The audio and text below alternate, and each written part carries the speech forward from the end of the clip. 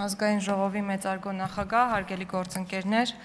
նախագծերով առաջարկում ենք վերանայել Սահմանադրական դատարանի դատավորների վարձատրությունը,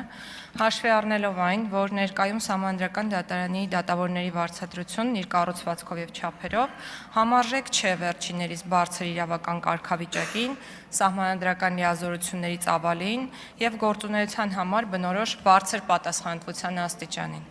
Մասնավորապես առաջարկում ենք Սահմանադրական դատարանի նախագահի, փոխնախագահի և Սահմանադրական դատարանի դատավորների համար օրենքով սահմանել հավելավճար, դատավորի պաշտոնում աշխատանքային ստաժի համար։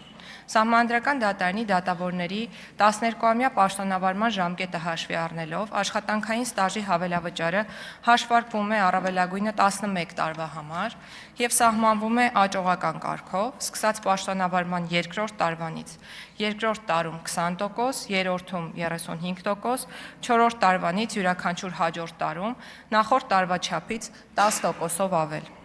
Նշեմ նաև, որ նախագծի անցումային դրույթների ուժով հավելավճարի հաշվարկման համար հաշվի են առնվելու օրենքն ուժի մեջ մտնելու պահի դրությամբ Սահմանադրական դատարանի դատավորի պաշտոնում աշխատած լրիվ տարիները, այսինքն մեկնակետը Սահմանադրական դատարանի նախագահի, փոխնախագահի դատավորի պաշտոնը ստանձնելու պահն է։